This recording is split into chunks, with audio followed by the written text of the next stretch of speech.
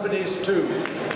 Small and medium-sized enterprises will probably be the future for more employees in Pakistan and the UK than big companies.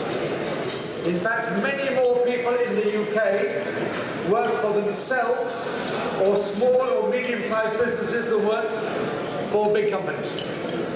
And so I'm really grateful that your organisation is not only about integrating communities, but is about making sure that people have opportunities from the diaspora community, both at home, here in the UK and in Pakistan.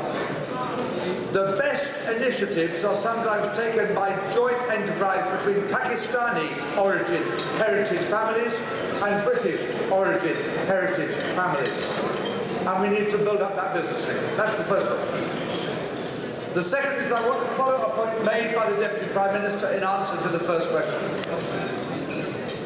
We are still in danger in this country of young people growing up separately if they come from a Muslim Pakistani background or if they come from a non-Muslim, non-Pakistani background.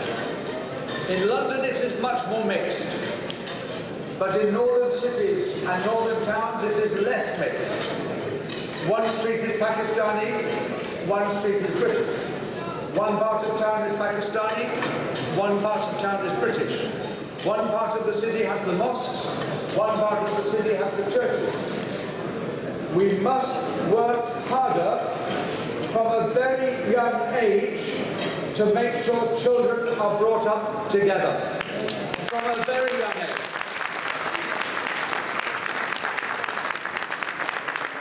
I respect absolutely the opportunity of parents to bring up their children in the faith that they believe is the faith of the Prophet Muhammad, grace and peace be upon him. I respect that completely.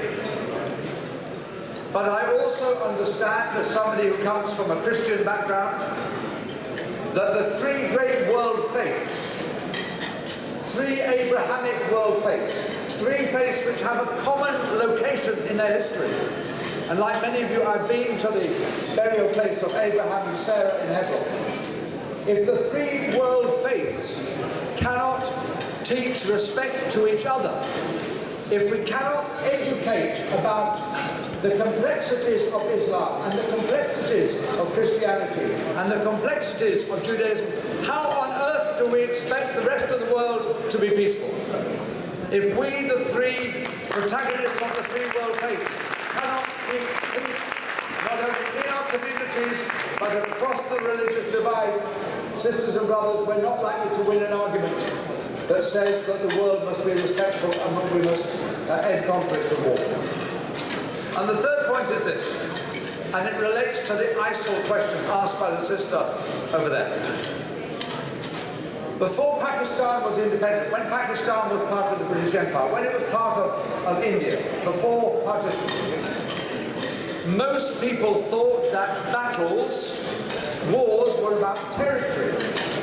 Where would the divide be? That's why there is still the unresolved question of Kashmir. It's a question of where the boundary would be. That's where some of the issues between Pakistan and Afghanistan have been. Where is the boundary? Most of the wars in the world now are not caused by boundaries. They're not territorial wars. They're wars waged by fundamentalists against pluralists. They're ideological wars. They're wars waged by people who say, I am right and therefore you must be wrong. My friends, look, I respect completely the faith of the billions of people in the world. 2.5 billion Muslims in the world, I think. 6 billion Christians, 2.5 billion Muslims in the world. But it cannot be for me as a Christian to say to my sister or my brother outside the mosque or in the mosque, in the school or outside the school, sister, you're wrong. It must be for me to learn why my sister believes what she believes. And for her to learn what I believe. And understand that most of us are what we are, not by conversion, but by birth and upbringing. Most people do not choose to change their faith. Most people are brought up in their faith, and therefore to say you're wrong and I'm right. My interpretation of the Bible is perfect and yours is imperfect. My interpretation of the Quran is perfect and yours is imperfect. It seems to me to be arrogating something that both Jesus and the Prophet Muhammad did not give us to arrogate to ourselves. So we have a real responsibility. And given the Pakistani community is such a big community here, the Pakistani community has a huge responsibility to make sure that it's respectful across the denominations. So we're really grateful you're here. I've been to Pakistan. I love Pakistan. I'm going to mention one last thing, although one of my friends said I shouldn't. I said, I want to talk about cricket. What position are Pakistan in the international league table? And he said, I think they're 7th. They may be a bit higher, but they're not at the top. 6th, thank you.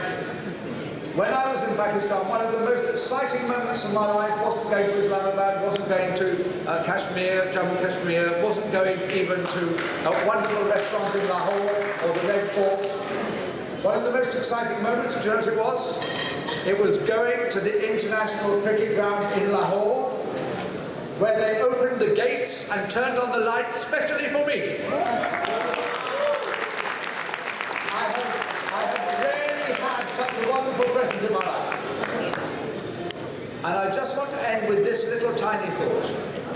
One of the things that produces the maximum of cooperation and integration is the arts and culture and sport. Are the times when we come together not to talk politics or religion, not to do trade and to do business, but to watch dancing and hear music and read poetry and enjoy literature and play sport. And I'm so grateful, Deputy High Commissioner, that the relations between the UK and Pakistan give such an importance to education and culture and music and drama and literature and sport. And that the British Council is extending its work. We have a new Deputy High Commission office opening this year in Lahore. The British Council is doing more. We have a great past, Pakistan, UK. I think we have a greater future, and it's a greater future together.